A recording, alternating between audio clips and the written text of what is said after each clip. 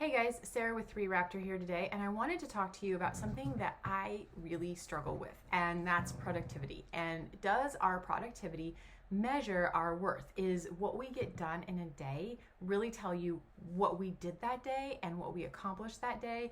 And does it really give you an idea of what our value or worth is? So let me tell you, as a person, an adult with ADHD, I really struggle sometimes with productivity and feeling inadequate, like I just didn't do enough today. And sadly, I have the kind of personality that I am so determined, I will push and push and push until I will literally fall asleep at my desk or fall asleep in the recliner as soon as I sit down, or I'll forget to eat, right? So all kinds of really unhealthy things and results of this mindset that I have to be so productive and that I have to show a certain amount of things crossed off on my to-do list. And then it occurred to me as exhaustion was setting in, as I was feeling emotionally drained, burnt out, I missed my daughter like crazy. I realized my puppy was growing faster and faster every day, and I was missing those moments. And I know it probably seems insignificant to talk about missing moments with your puppy, but for me, watching her grow this year has been really significant and symbolic of my daughter and the journey that she's on being in her high school, last year of high school, being a senior, about to turn 18. And so I think really my saying I've missed moments with my puppy is just kind of my way of reminding myself not to miss any more moments with my daughter. And so I really had a long, hard talk with myself, and I really came to understand that what I accomplish in a day doesn't measure my value or my worth, nor is it an indicator on how dedicated I am to my career, my company, or any of the things that I have invested in. So here are some things and tools that I have learned. So for one thing, I use a written planner. A digital planner for me just doesn't work because I can't really visualize or see where the hours in my day are going. I can't see the amount of time that I'm gonna have eaten up by travel or waiting to pick my daughter up or anything like that. So I use a written planner, and for me that works a lot better.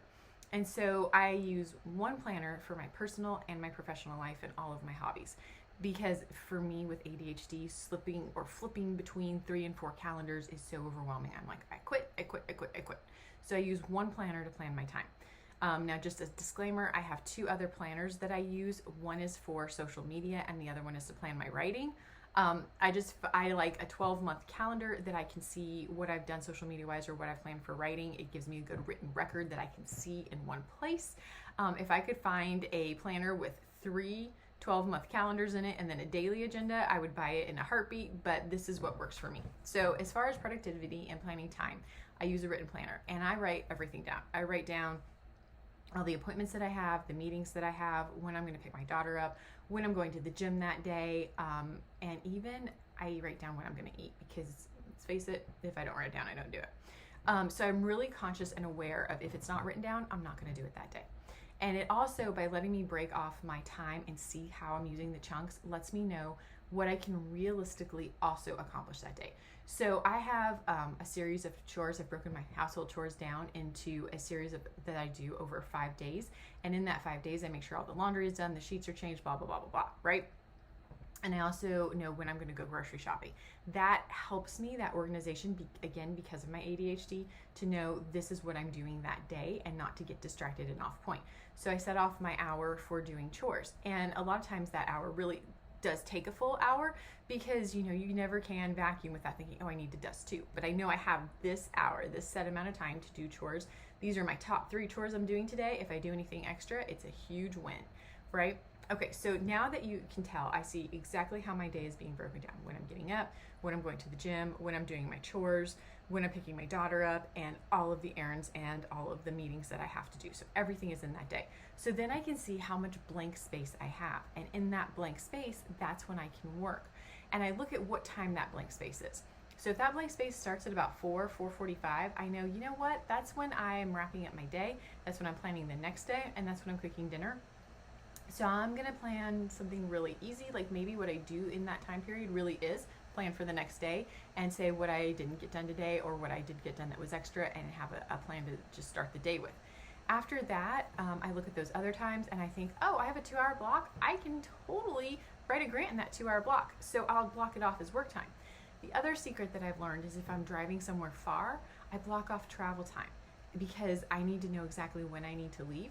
Because something that I've just learned this month is that people with ADHD see time differently, which explains why I'm always late, because I'm like, oh, I have 20 minutes and it only takes 15 minutes to get there. You know what that means? I can switch out the laundry because I don't see time the same as everyone else. I think I can get more done.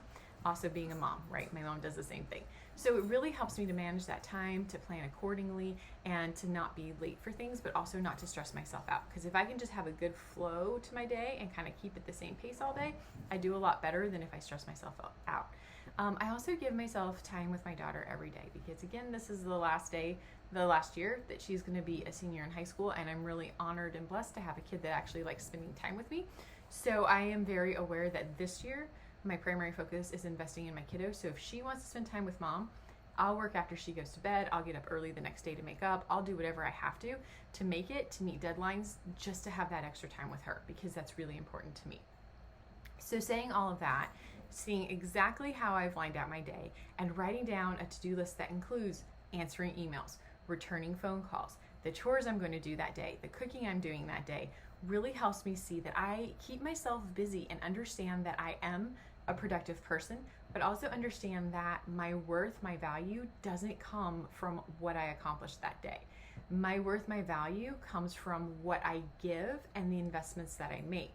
And because I can see that I really did do a lot today, I really did meet my goals, and I really did spend time with my daughter, and oh yeah, I got to have this great conversation with a friend, and I got to help her work through a problem, or she helped me work through a problem, then for me, that's a huge win. And I'm like, you know what? I do have value because I've invested in my community, I've invested in my family, and that makes me feel like I have more self-worth. It also allows me to track my habits, make sure that I'm getting enough sleep, drinking enough water, eating enough, things that we all struggle with. So I've really come to learn that productivity, what I get done in a day, doesn't have any value, because there's a lot of Sundays that from about noon to about 6 o'clock at night, I am laying on my bed, reading a book, snoozing, watching, 90s sitcoms, and I am okay with that because that is scheduled as my rest time.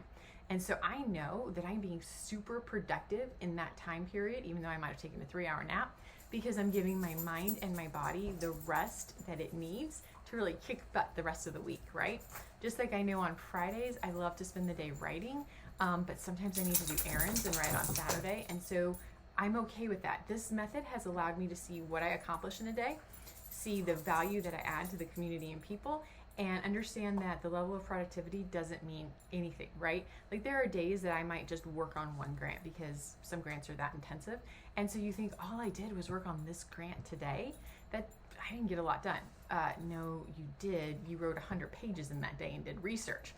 So it's understanding how to look at things. And for me, having that calendar next to a to-do list and seeing how I've used my time and understanding that it's okay just to take a minute to breathe has really helped me understand that my self-worth and who I am as a person is completely separated from my productivity, and that because I am a mom, because I am a spouse, and because I do love to volunteer, and because I love my parents and being involved with them, because I have dogs, and because I volunteer, my time isn't always my own. And so what I do in a day might look crazy or chaotic to other people, like when I'm running snacks to a group of teenagers and my teenager isn't even involved in that, but they call and ask me for food. That's what gives me self-worth, not the amount of stuff that I get done in a day. So I hope this gives you a little bit of a perspective, and I hope this changes your idea on productivity and helps you to understand too, it's not about how much we accomplish in life, it's about how well that work is that we accomplish and the investments that we make and really being dedicated to them. It's not about the amount, right? So think about it like we should be thinking of productivity as shopping at Tiffany's versus shopping at Dollar Tree, making that one good purchase where we really pour ourselves into versus how many little purchases can I make. I hope that gives you a good perspective, and I will talk to you soon.